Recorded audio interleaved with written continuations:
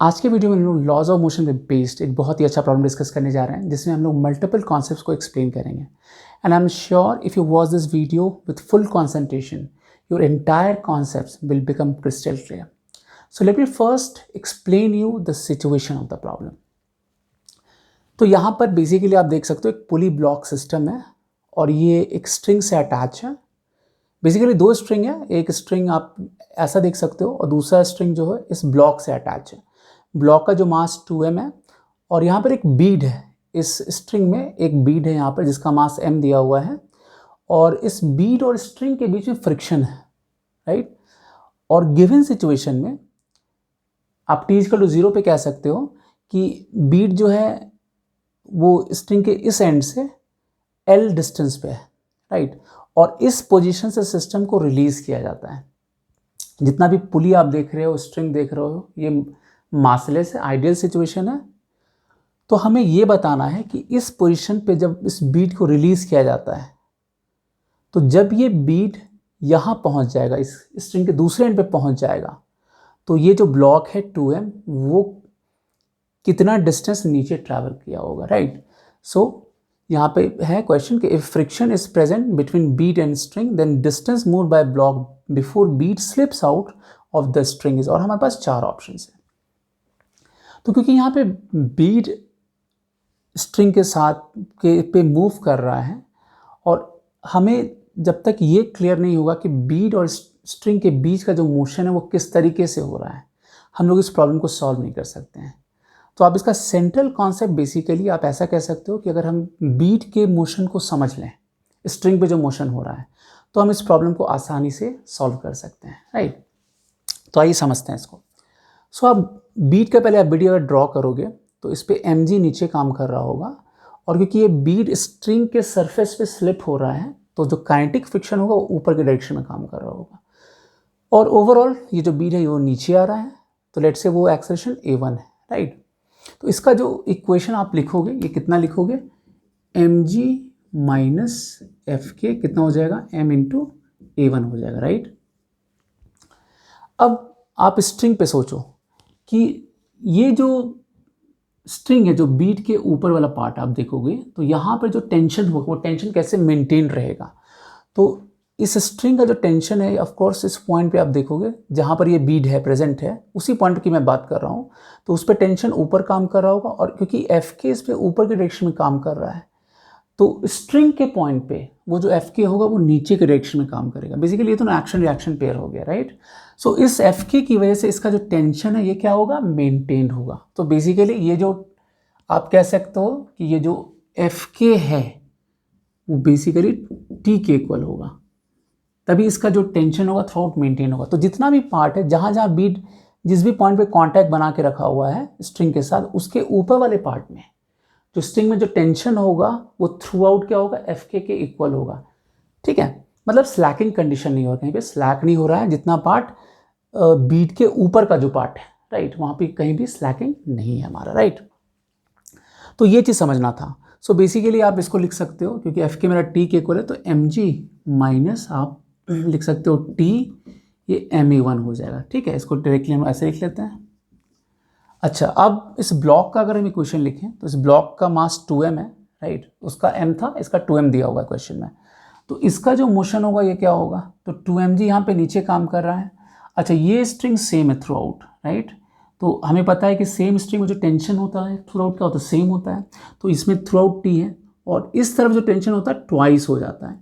हालांकि इसका लॉजिक हम आराम से डिड्यूस कर सकते हैं. ट्वाइस इसलिए हो जाएगा जैसे मान लीजिए अगर इधर टेंशन टी है, इधर भी टेंशन टी है, राइट. लेट से इस तरफ जो टेंशन है टी डैश है, मतलब मैं यहाँ के टेंशन की बात कर रहा हूँ और इस ये तो मासलेस है. तो इसका इक्वेशन आप क्या लिखोगे कि जो टी डैश होगा -2t, ये क्या होगा, mass into pulley into acceleration of pulley. अब ये मासलेस से 10-0 हो जाएगा तो ये ऑलमोस्ट 0 हो जाएगा. ये ध्यान रखना है कि एक्सेलरेशन यहाँ पे नॉन जीरो होगा, पुली का जो एक्सेलरेशन होगा वो नॉन जीरो होगा, राइट. बट क्योंकि ये मासलेस है मतलब मास 10-0 है तो ये जो टी डैश होगा वो 2t के इक्वल होगा. तो यहाँ से हम लोग इसका इक्वेशन लिख सकते हैं 2mg और यहाँ पे टेंशन 2t हो गया. तो ऑफकोर्स ये टेंशन ऊपर के डायरेक्शन में काम करेगा तो 2mg माइनस 2t कितना हो जाएगा, 2m इंटू a2 हो जाएगा, ठीक है. सो यहाँ से आप देख सकते हो mg minus t ma2, right. So equation number 3 and equation number let's say इसको 4 बोलें।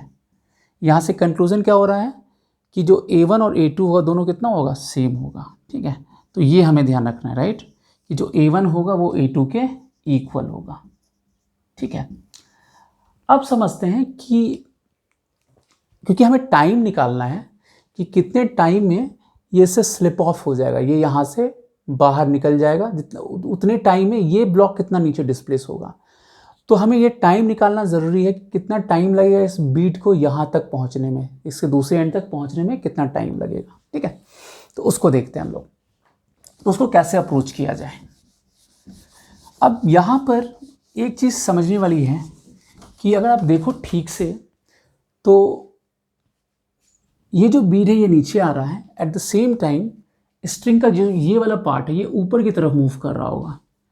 सो लेट्स से कि जैसे इसका एक्शन A2 था, ये A1 था, तो लेट्स से ये जो स्ट्रिंग है ये ऊपर मूव कर रहा है A0 से।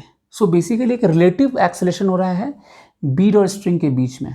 स्ट्रिंग का ये सेक्शन ऊपर मूव कर रहा है A0 से, तो ये A0 से ऊपर जा रहा होगा, तो ये वाला सेगमेंट A0 से नीचे जा रहा होगा, राइट। सो अगर आप देखो तो ये जो बीट स्ट्रिंग के रिस्पेक्ट में ये जो डिस्टेंस ट्रेवल करेगा वो कितने से करेगा, वो करेगा A रिलेटिव से। वो रिलेटिव कितना हो जाएगा, A1 plus A0। So basically जो L डिस्टेंस ट्रैवल करेगा वो half A relative T square. Starting from rest है ये सिस्टम, रिलीज फ्रॉम रेस्ट किया गया है। सो रिलीज फ्रॉम रेस्ट है तो ये इनिशियल U रिलेटिव मेरा 0 हो गया, तो half A relative T square हो जाएगा, राइट। और यहाँ पर जो हाफ A रिलेटिव वो कितना होगा, A1 plus A0 into T square, right. So इसको हम कुछ नाम दे देते, लेट्स से। सो अब हमारा जो टारगेट है वो क्या है कि हम A1 A0 को निकाल सकें, गिवन द फैक्ट कि हमें A1 A2 का रिलेशन पता है। तो अब यहाँ पर अगेन हमें एक जो पुली का कॉन्सेप्ट होता है, जैसे अगर मान लीजिए कि एक कोई पुली, जैसे हम मान लीजिए इसी पुली को हम पिक करें, तो अगर इसके सेंटर का वेलोसिटी लेट्स से VP है, या रैंडमली मान लीजिए कोई भी मेरा मासलेस पुली है, मासलेस पुली यहाँ पे हम ले रहे हैं यहाँ पर, लेट्स से इसके दो स्ट्रिंग के दोनों, इसके दोनों साइड में जो स्ट्रिंग है लेट्स से यहाँ पर एक पॉइंट 1 को पिक करें, और इस दूसरी तरफ जो दूसरा सेगमेंट है स्ट्रिंग का उस पर किसी पॉइंट को हम पिक करते हैं, लेट्स से इसको 2 बोलते हैं। लेट्स से इसका वेलोसिटी V1 है, इसका वेलोसिटी V2 है, और ये जो पुली का सेंटर इसका वेलोसिटी VP है। तो हम लोग डेफिनेटली क्या लिख सकते हैं कि velocity of 1 with respect to pulley will negative of velocity of 2 with respect to pulley. इसका मतलब क्या हो गया, अगर आप पुली के फ्रेम से, जैसे क्योंकि यहाँ पे विथ रिस्पेक्ट टू पुली है, तो पुली के फ्रेम से क्या होगा कि अगर ये स्ट्रिंग का ये पॉइंट नीचे आ रहा है, तो ये जो पॉइंट होगा स्ट्रिंग का ये ऊपर की तरफ जाएगा इसके फ्रेम में। फॉर एग्जांपल ये डायरेक्शन किधर भी हो सकता है, इसलिए मैंने इसको वेक्टरली लिखा है, राइट। तो यहाँ से एक इंपॉर्टेंट कंक्लूजन आएगा। ऐसे इस चीज़ को आप कांस्टेंट रिलेशन से भी निकाल सकते हो, हमें पता है, आराम से हम एक्सेलेरेशन बता सकते हैं, बट ये भी एक तरीका है सोचने का। So this would be V1 minus VP होगा, right, is equal to minus of V2 minus VP हो जाएगा, राइट। तो इसको रीअरेंज आप करोगे तो V1 माइनस VP, ये माइनस V2 प्लस VP हो जाएगा, ठीक है। तो इसको आप रीअरेंज करोगे तो VP यहाँ से आ जाएगा V1 plus V2 divided by 2, या एक्सेलरेशन ऑफ P आप बोलो तो इसको आप डिफ्रेंशिएट कर दो टाइम के रिस्पेक्ट में, तो ये A1 plus A2 divide by 2 हो जाएगा, ठीक है। तो यहाँ पर आप देखो तो ये जो इस जगह आप देखो, इस पर्टिकुलर केस जिसको हम लोग डिस्कस कर रहे हैं, यहाँ वाला केस, तो यहाँ पे जो AP है वो A2 के इक्वल है, राइट। तो हम लोग क्या लिख सकते हैं इसमें, अच्छा यहाँ पे जो स्ट्रिंग का ये जो एक्सेलरेशन है, क्योंकि ये फिक्स एंड से अटैच है, तो इसका एक्सेलरेशन क्या होगा, 0 होगा। और जो दूसरा एंड है इसका, ये A0 से इधर जा रहा है, तो ये A0 से नीचे की तरफ आ रहा है, तो ये A0 से नीचे आ रहा है, और ये A2 है। तो क्या हम लिख सकते हैं सेम लॉजिक से, ये जो लॉजिक हमने देखा इससे क्या हम लिख सकते हैं कि यहाँ पर जो A2 का वैल्यू होगा वो कितना हो जाएगा, वो होगा 0 प्लस ये A0 divided by 2, right. So basically यहाँ से A2 का वैल्यू इतना आ गया, और A2 और A1 दोनों सेम है, नहीं, सो A2 A1 दोनों मेरा सेम है। तो यहाँ से मेरे पास क्या आ गया कि जो A2 है वो आ गया A0 बाई 2 के equal, this is also equal to A1, right. So हम लोग यहाँ से आराम से टाइम बता सकते हैं कितना होगा। सो यहाँ पर A रिलेटिव अगर हम लगा दें तो कितना हो जाएगा ये वैल्यू, तो L जो था मेरा, राइट, एल था मेरा ए रिलेटिव मेरा कितना हो जाएगा A one plus A nought into T square, right. अब ए1 का जो वैल्यू है यहाँ से कितना है, ए1 मेरा है a0/2, तो a0/2 रख लेते हैं यहाँ पे, plus a0 into T square. So ये half into 3a0/2 into T square हो जाएगा, राइट। अच्छा, हमें यहाँ जो बताना है 2m का बताना है डिस्प्लेसमेंट इतने टाइम में कितना होगा।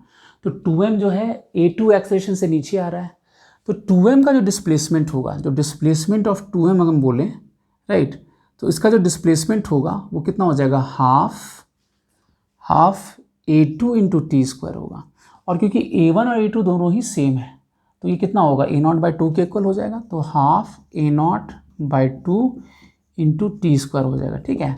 अब देखो आप ठीक से, सो ये बेसिकली ये कितना आ गया, आप इसको कैसे लिख सकते हो, ये जो टर्म आया था हमारा हाफ इंटू, है ना, a0/2 into T square into 3 लिख सकते हो ना, सेम इस टर्म को आप ऐसे भी लिख सकते हो, ये 3 टाइम्स है, half into a0/2 into T square, और ये जो एक्सप्रेशन है ये डेल्टा एक्स 2m के इक्वल है, तो ये इसको आप लिख सकते हो डेल्टा एक्स 2m ब्लॉक का जो डिस्प्लेसमेंट है नीचे के डायरेक्शन में 3। सो यहाँ से आप क्या लिख सकते हो, ये जो टर्म है ये मेरा l/3 आ जाएगा, राइट। तो ये जो टर्म है आप इसको लिख सकते हो l/3, right. So delta x 2 आप देख सकते हो ये कितना हो जाएगा, l/3, ठीक है, ये आप ऐसे कह लो, राइट। सो ये जो एक्सप्रेशन है l/3 के इक्वल है, मतलब कि जितने टाइम में ये जो बीड है ये यहाँ से स्लिप ऑफ करेगा, उतने टाइम में ये जो ब्लॉक 2m है वो l/3 नीचे आ जाएगा। तो ऑफकोर्स ये l नीचे आ रहा है, तो ये कितना आएगा, l/3 नीचे आएगा। तो इसका जो करेक्ट आंसर है वो option number B, l/3। Interesting. So that's all for this video. Next video में हम लोग फिर मिलेंगे एक नए कॉन्सेप्ट के साथ। Till then take care, good bye.